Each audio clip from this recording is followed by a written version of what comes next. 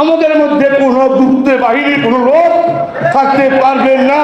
প্রজন্মটা যদি বড় যদি বট বাহিনী হয়, আমাদের বউটাকে আমরা বাদ দিয়ে দেবো, ঠিক আছে নি? প্রয়োজন বোধে বাইরেও আমরা তালাক দিতে বাধ্য হব।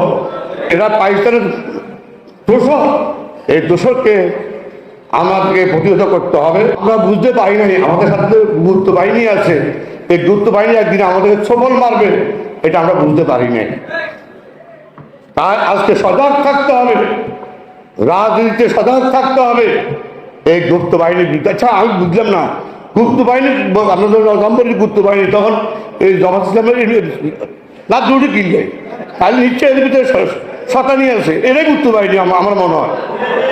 নইলে এরা যখন আমরা বলি গুপ্ত বাহিনী ফট করে মানে মন কালো হয়ে যায় বা দেখা গেছে ওরা কেমন এটা একটা কাহিনী করে।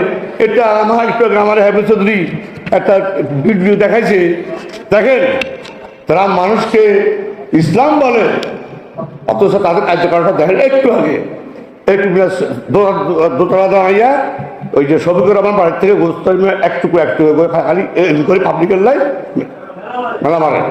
দেখেন তারা বলে ইসলাম, একদম কেন্দ্রীয় জামাতের আমিরের যদি অবস্থা হয় গোস্ত মেলা মারে একটুকু করি।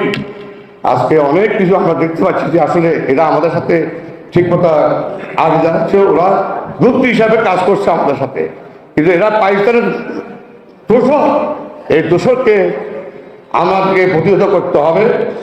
আর আজকে আবারও বলি, আমাদের মধ্যে গুপ্ত হয়ে অনেকেই আছেন শিবিরে, হয় আমার মা, না হলে আমার বোন, না হলে আমার ছোট ভাই, না হলে আমার পাড়া প্রতিবেশী। আমাদের দায়িত্ব হলো বিএনপি সকল নেতা কর্মী, আমাদের মধ্যে কোনো গুপ্ত বাহিনীর কোনো লোক থাকতে পারবেন না। প্রয়োজন বোধে বাইরেও আমরা তালাক দিতে বাধ্য হব। প্রজন্মটা যদি বড় যদি বট বাহিনী হয়, আমাদের বউটাকে আমরা বাদ দিয়ে দেবো, ঠিক আছে নি? তাহলে কোনো আপোষ নাই, আপোষ থাকবে না। কারণ বট বাহিনী থাকা যাবে না।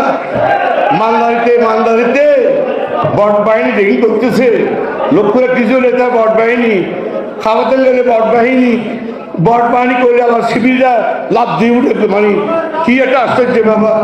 তা আমি মনে করি সবাই ঐক্যবদ্ধ থাকেন।